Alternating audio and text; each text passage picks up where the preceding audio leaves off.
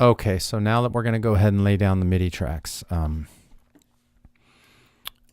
just going to start with the middle one, which is the Arrival on Pluto.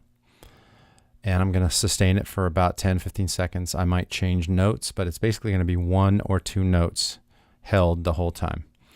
Okay, so let's do that.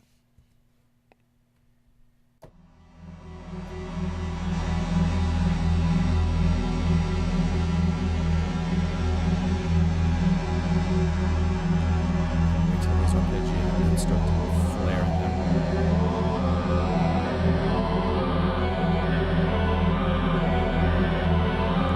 I'll change to it.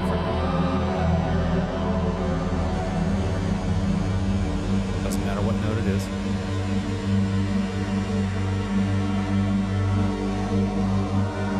And maybe one more time.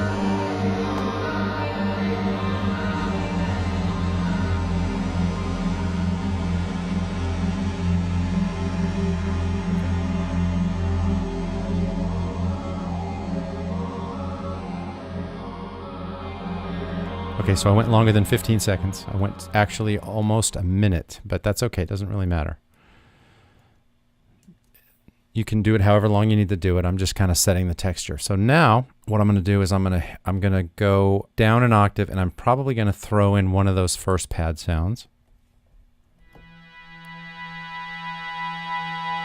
which is the one called Abstracted Possibilities. That was the first one from Alchemy. Just going to let that kind of start about the same time as the first one, maybe a little bit later. Here we go. Again, it doesn't matter what note we play. This is ambient. It's not musical, so here we go. Maybe right about now already.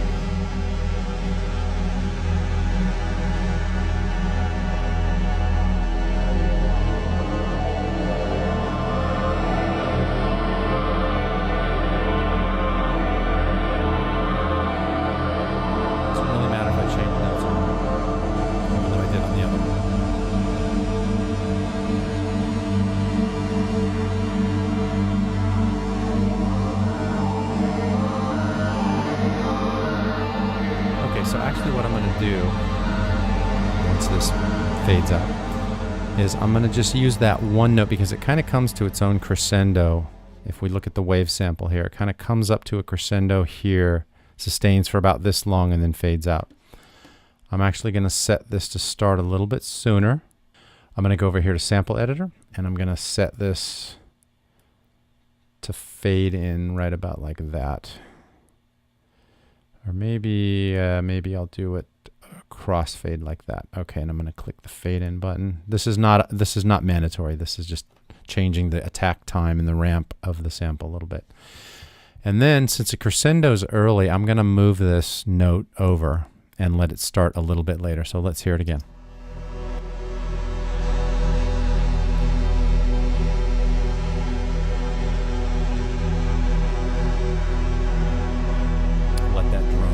To set up.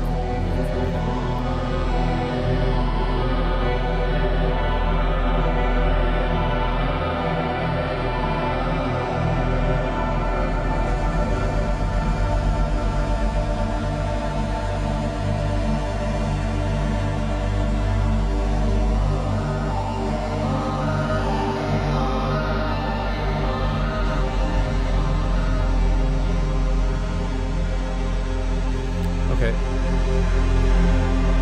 Now, that's just saving the edited samples. Now, if we go to our mapping editor, we can see that this one has, this one I'm playing right here on the D, so it's almost 2 octaves down. This one I'm only playing 1 octave down. But this the second sample, which is the Arrival on Pluto, this one is actually, the root note is here, right there. And I'm playing it down almost 2 octaves.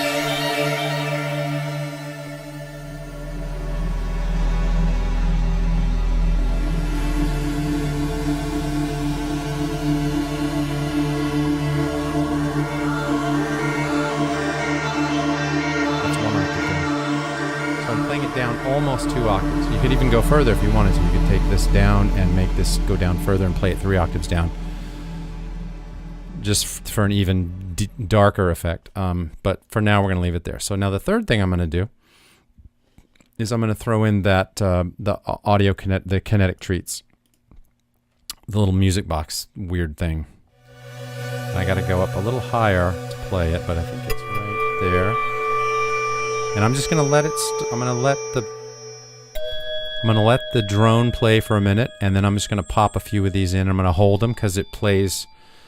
Remember, our sample was actually 3 little loops through it. But I can just hit one if I want and make it play quick like this. Might start it with that. And then as we go along, maybe hold it a little bit longer. So it plays back a couple times. But the point is that we want the drone to go on for a while first to set the tone. So let's do that, and then I'm just going to randomly play these in there.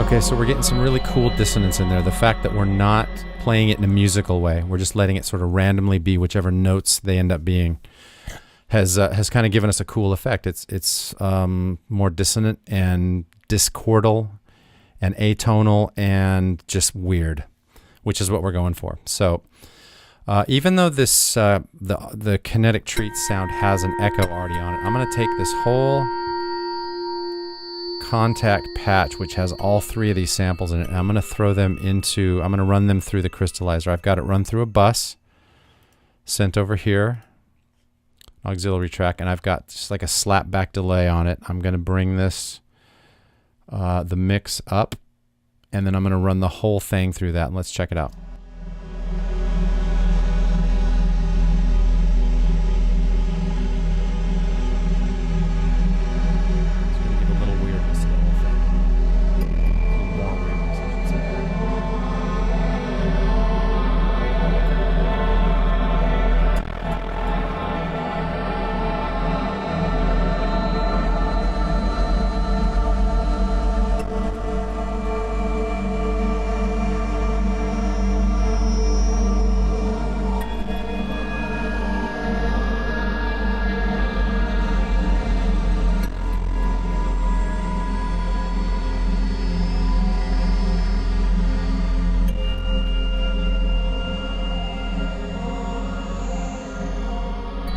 Okay, it's getting pretty cool. Now, the last thing I want to add in is this, what's called elastic lead, and it's just a Logic patch. It's the ES2. It's a very Moog sounding, like nothing special at all. Right? But the secret to this is that I've added a cool, weird reverb patch from Space Designer in Logic. You can use, whatever reverb patch you might have, whatever reverb plugin you might have.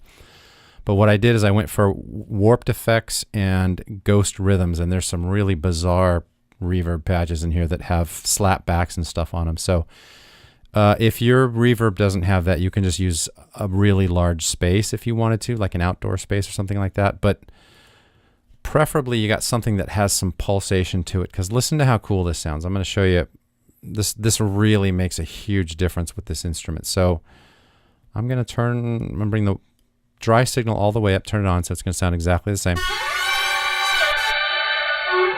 I lied. Okay. I don't think that it knew that it was off. Okay. So there's the patch. Dry, 100% dry. Now I'm going to bring up the wet level, and you'll start to hear what a cool patch this is.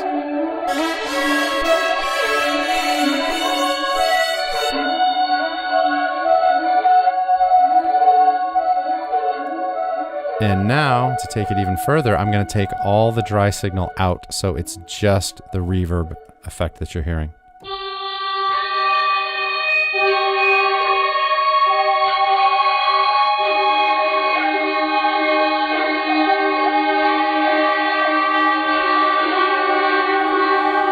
It's almost got some dirt or distortion on it, which you could do that if you wanted to. You could actually add a distortion patch if you didn't have the distortion on your reverb. But this is a really, really cool sound. And so what I'm going to do is, just like the others, I'm going to let this drone go for a while, and then after the bells come in, maybe right in here somewhere, I'm just going to hit a couple of random notes. And at near the end of it, what I'm going to do is I'm going to take a single note and hold it, and I'm going to pitch it up with the pitch wheel on the keyboard. It gives a real cool effect. It's going to sound like this.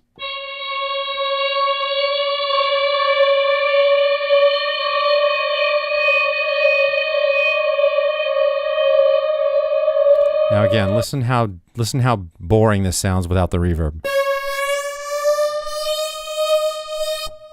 That's what the sound is like. That's how much effect the reverb is having on it.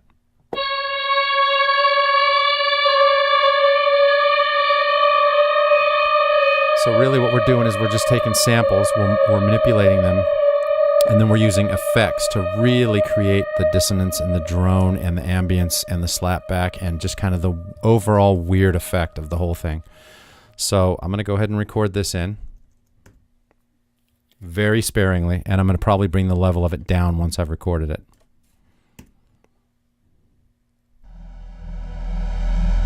Let this drone play a little bit.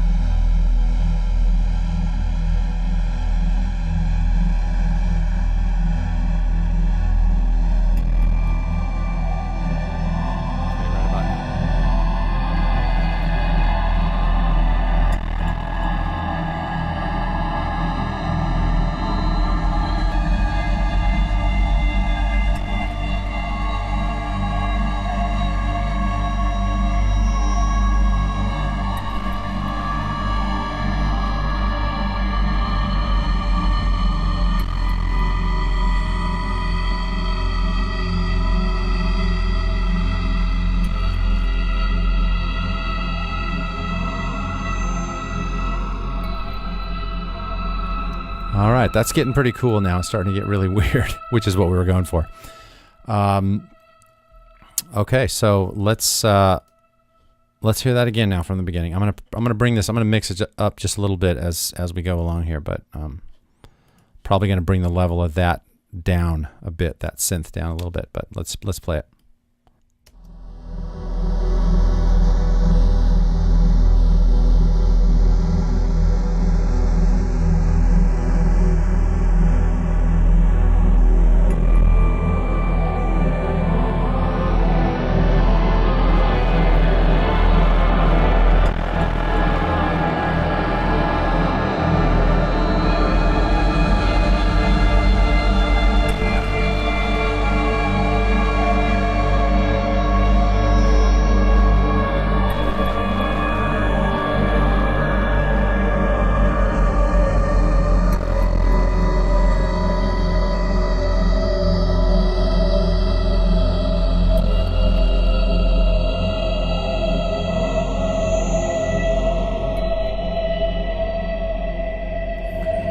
Sweet.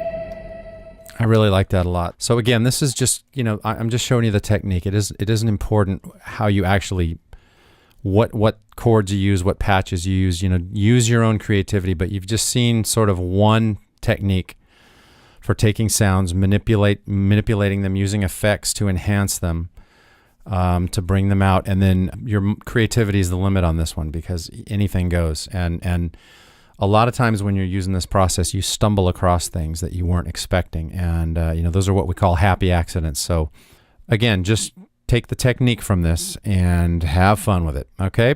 So we'll see you in the next lesson.